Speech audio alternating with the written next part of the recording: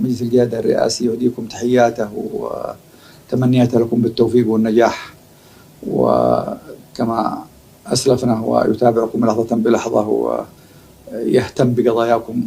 أنتم عماد الأمن، عماد الاستقرار، عماد التحرير، عماد بقاء الدولة واستعادتها، مؤسستي القوات المسلحة والأمن، وعليكم الركون بعد الله سبحانه، وهذه مسؤوليتكم التي أراد الله أن تكونوا فيها وأراد لكم هذا، وعليكم أن تعرفوا هذه المهمة أنها مهمة كبيرة، مهمة بما تعني الكلمات من معاني وأبعاد هي تتمثل في هاتين المؤسستين.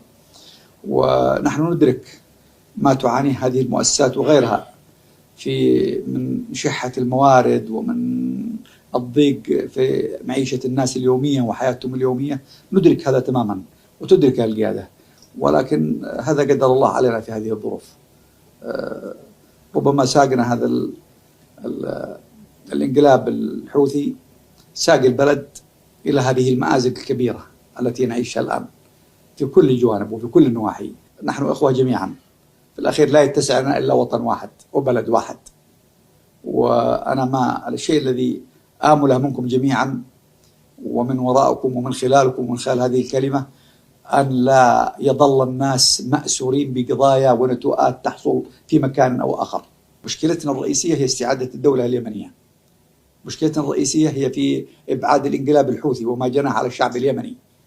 عندما تعاد الدولة وتعاد عاصمة اليمن صنعاء ستمضي كل المشاكل هذه وستذهب أدراج الرياح، ويجب أنتم كمؤسستين عسكرية وأمنية أن تثقوا كما قال الشاعر: وثقوا بالشعب إن الشعب جيش لا يذل.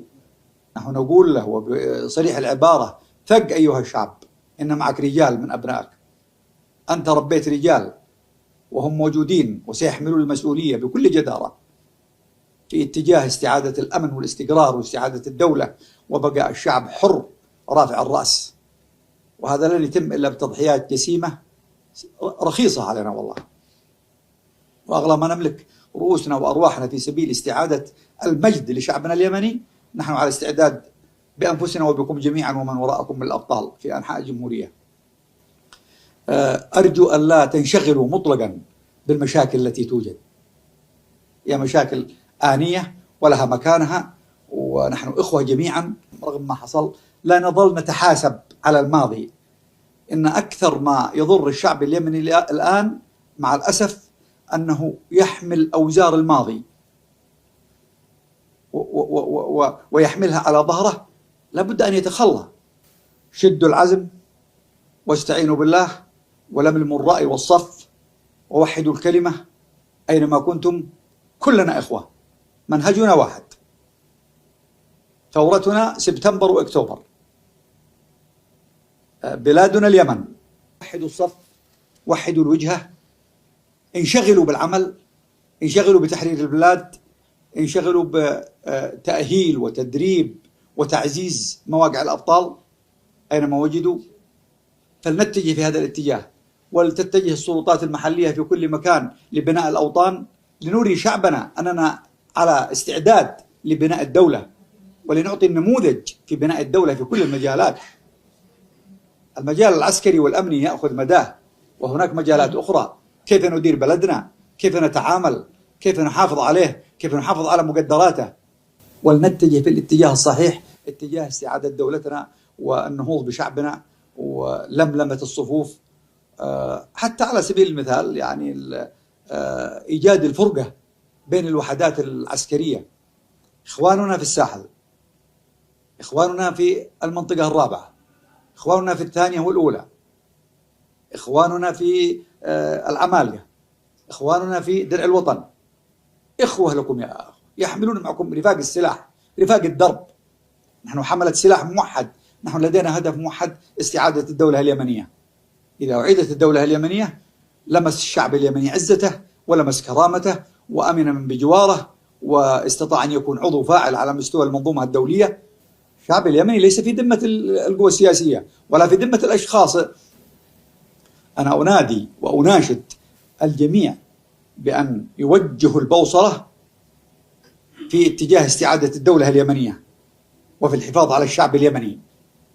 الشعب اليمني يعاني الآن، إخوانكم مهجرين في كل مكان. الشعب يريد دولة، ولن تعاد الدولة إلا بالعاصمة صنعاء، ولن تعاد الدولة إلا بتحريرها من هذه الميليشيات التي حكمتها.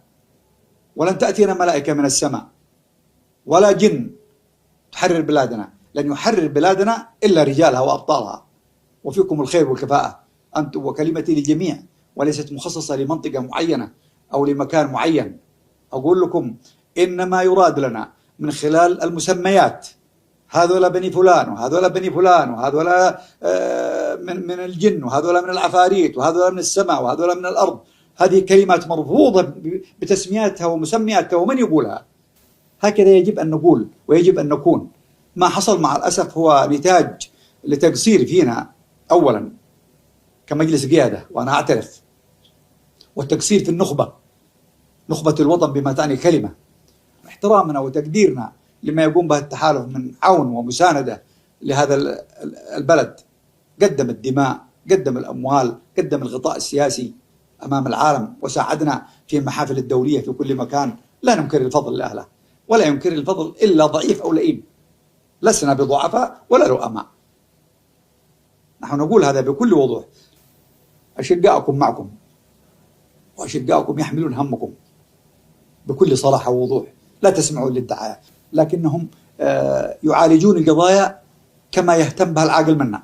أنا لو أخاطب محافظة مارب، محافظة مارب هي واحدة من محافظات الجمهورية، من سقطرى إلى صعدة ومن الحديدة إلى المهرة. نحن جزء من كل، لا نمتاز عن أحد بشيء مطلقا. نفتح صدورنا لإخواننا من أينما وصلوا، نكون عونا لهم، نحافظ عليهم. أنتم بالنسبة لكم في القوات المسلحة أنتم للشعب اليمني، لا تنشغلوا بما هو حاصل الآن. الناس يعلقون عليكم آمال أرجو أن لا تخيب.